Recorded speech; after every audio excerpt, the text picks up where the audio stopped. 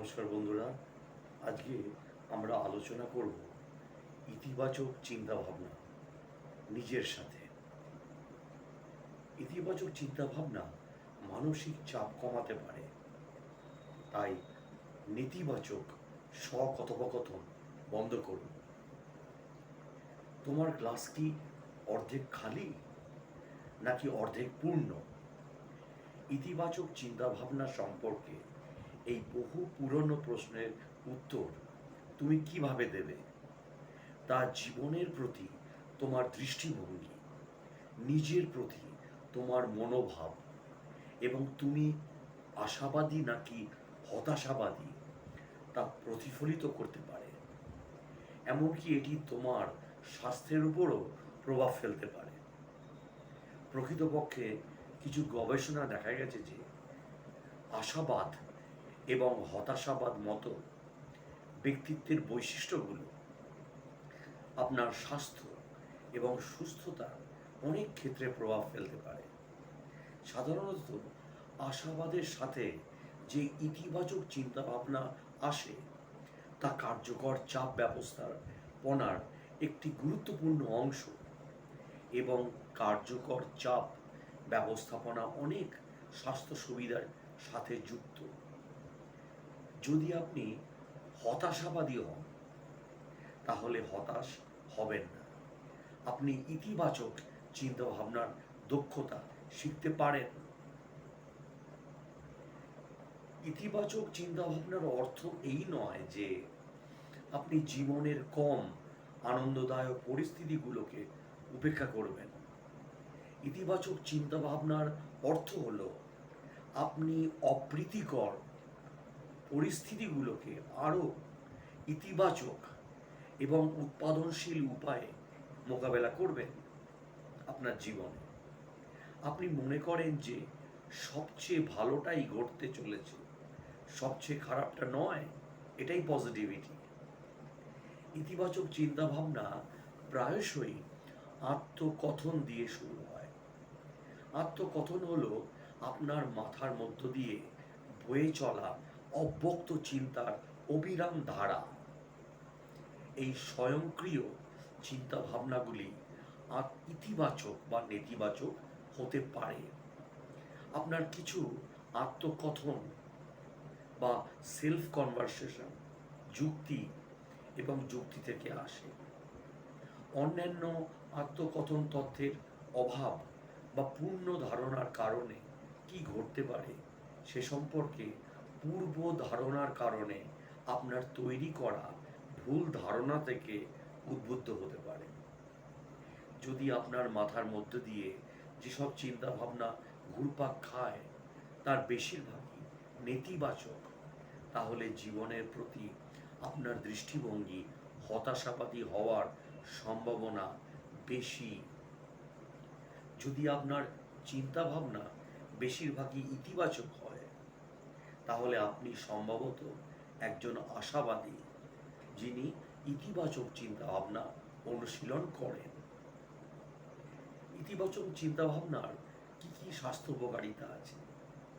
গবেষকরা স্বাস্থ্যের উপর ইতিবাচক চিন্তাভাবনা এবং আশাবাদের প্রভাব অন্বেষণ করে চলেছেন।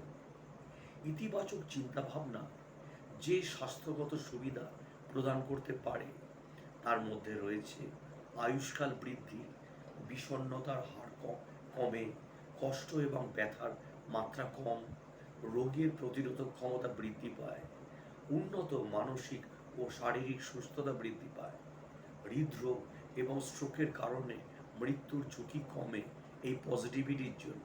হ্যাঁ বন্ধুরা, এবং হৃদরোগের স্বাস্থ্যের উন্নতি করে, ক্যান্সারের মৃত্যুর ঝুঁকি কমায়, শ্বাসযন্ত্রের রোগ থেকে মৃত্যুর ঝুঁকি হ্রাস করে, সংক্রমণের কারণে মৃত্যুর ঝুঁকি কমে, কষ্ট এবং চাপের সময় আরও ভালোভাবে মোকাবিলা করার দক্ষতা। ইতিবাচক চিন্তাভাবনা লিপ্ত ব্যক্তিরা কেন এই স্বাস্থ্যগত সুবিধাগুলি অনুভব করেন তা স্পষ্ট নয়।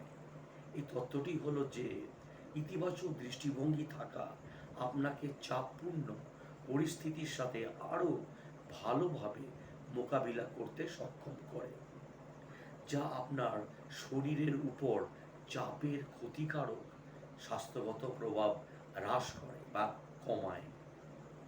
এটাও মনে করা হয় যে ইতিবাচক এবং আশাবাদী ব্যক্তিরা স্বাস্থ্যকর জীবনযাপন করেন, তারা আরও শারীরিক কার্যকলাপ করেন, স্বাস্থ্যকর খাদ্যাভ্যাস অনুসরণ করেন এবং অতিরিক্ত ধূমপান এবং অ্যালকোহল পান করেন না। তারা বেশিরভাগই নন অ্যাডিক্টেড হন। নেতিবাচক চিন্তাভাবনা চিহ্নিত করা। আপনার কথোপকথন ইতিবাচক না নেতিবাচক তা চিহ্নিত নন। নেতিবাচক আত্মকথোপকথনের কিছু সাধারণ রূপের মধ্যে রয়েছে: আপনি কোনো পরিস্থিতির নেতিবাচক দিকগুলি বড় করে তুলে ধরেন এবং সমস্ত ইতিবাচক দিকগুলোকে ফিল্টার করে ফেলেন। উদাহরণস্বরূপ, আপনার কর্মক্ষেত্রে দিনটি দুর্দান্ত কেটেছে, আপনি আপনার কাজগুলি সময়ের আগেই সম্পন্ন করেছেন এবং দ্রুত এবং পুঙ্খানুপুঙ্খ কাজ করার জন্য প্রশংসা পেয়েছেন। সেই সন্ধ্যায় আপনি কেবল আরও বেশি কাজ করার পরিকল্পনার উপর মনোনিবেশ করেন এবং আপনি যে প্রশংসা পেয়েছেন তা ভুলে যান। ব্যক্তিগতকরণ। যখন খারাপ কিছু ঘটে তখন আপনি স্বয়ংক্রিয়ভাবে নিজেকে দোষারোপ করেন। উদাহরণস্বরূপ, আপনি শুনতে পান যে বন্ধুদের সাথে একটি সন্ধ্যায় বাইরে যাওয়া বাতিল করা হয়েছে এবং আপনি ধরে নেন যে পরিকল্পনার পরিবর্তন কারণে কেউ আপনার চারপাশে থাকতে চায়নি। বিপর্যয়কর। আপনি স্বয়ংক্রিয়ভাবে খারাপটা আগে থেকেই অনুমান করে ফেলেন, এমনকি আরও একটা খারাপ ঘটবে এমন তথ্যও নেই। দোষারোপ করা। তুমি বলার চেষ্টা করো যে তোমার সাথে যা ঘটেছে তার জন্য তুমি নিজের পরিবর্তে অন্য কেউ দায়ী। তুমি তোমার চিন্তাভাবনা এবং অনুভূতির জন্যে দায়ী হতে এড়িয়ে যাও। তুমি যা করা উচিত বলে মনে করো তার সবগুলোই ভালো, সবগুলোই ভাবো এবং সেগুলো না করার জন্যে নিজেকে দোষারোপ করো। ইতিবাচক চিন্তাভাবনার উপর মনোযোগ দেওয়া। কিভাবে দেবেন? নেতিবাচক চিন্তাভাবনাগুলিকে ইতিবাচক চিন্তাভাবনায় রূপান্তরিত করতে শিখতে পারেন। প্রক্রিয়াটি সহজ, তবে এতে সময় এবং অনুশীলনের প্রয়োজন। সর্বোপরি আপনি একটি নতুন অভ্যাস তৈরি করেছেন। আরও ইতিবাচক এবং আশাবাদী উপায়ে চিন্তাভাবনা এবং আচরণ করার কিছু উপায় এখানে বলছি আমি। আপনি যদি আরও আশাবাদী হতে চান এবং আরও ইতিবাচক চিন্তাভাবনায় নিযুক্ত হতে চান, তাহলে প্রথমে আপনার জীবনের এমন ক্ষেত্রগুলি চিহ্নিত করুন যেগুলি সম্পর্কে আপনি সাধারণত নেতিবাচক চিন্তা করেন। তা সে কাজ হোক, আপনার দৈনন্দিন যাতায়াত, জীবনের পরিবর্তন হোক বা কোনো সম্পর্ক। আপনি আরও ইতিবাচক উপায়ে যোগাযোগ করার জন্য একটি ক্ষেত্রের উপর মনোনিবেশ করে ছোট করে শুরু করতে পারেন। নেতিবাচক চিন্তাভাবনার পরিবর্তে আপনার চাপ পরিচালনা করার জন্য একটি ইতিবাচক চিন্তাভাবনার কথা ভাবুন। দিনের বেলায় মাঝে মাঝে থামুন এবং আপনার চিন্তাভাবনা মূল্যায়ন করুন। যদি আপনি দেখেন যে আপনার চিন্তাভাবনাগুলি মূলত নেতিবাচক, তাহলে সেগুলিকে ইতিবাচকভাবে মোড় দেওয়ার উপায় খুঁজে বের করার চেষ্টা করুন। নিজেকে হাসতে বা হাসাতে অনুমতি দিন, বিশেষ করে কঠিন সময়। দৈনন্দিন ঘটনাগুলিতে হাস্যরস খুঁজে বের করুন। যখন আপনি জীবনকে হাসতে পারেন তখন আপনার চাপ কম লাগবে। সপ্তাহের বেশিরভাগ দিনই প্রায় 30 মিনিটের জন্য ব্যায়াম করার জন্য লক্ষ্য রাখুন, বা বিশেষ করে যোগব্যায়াম করুন, যেটা আমি বলবো। দিনের বেলায় আপনি এটি 5 থেকে 10 মিনিটের মধ্যে ভাগ করতে পারেন। ব্যায়ামের মেজাজের উপর ইতিবাচক প্রভাব ফেলতে পারে এবং চাপ কমাতে পারে। আপনার মন এবং শরীরকে শক্তি দেওয়ার জন্য একটি স্বাস্থ্যকর খাদ্যাভ্যাস অনুশীলন করুন। পর্যাপ্ত ঘুমন এবং চাপ নিয়ন্ত্রণের কৌশলগুলি শিখুন। নিশ্চিত করুন যে আপনার জীবনে এমন ইতিবাচক সহায়ক মানুষ আছেন যাদের উপর আপনি নির্ভর করতে পারেন এবং সহায়ক পরামর্শ এবং ইতিবাচক জানাতে পারেন।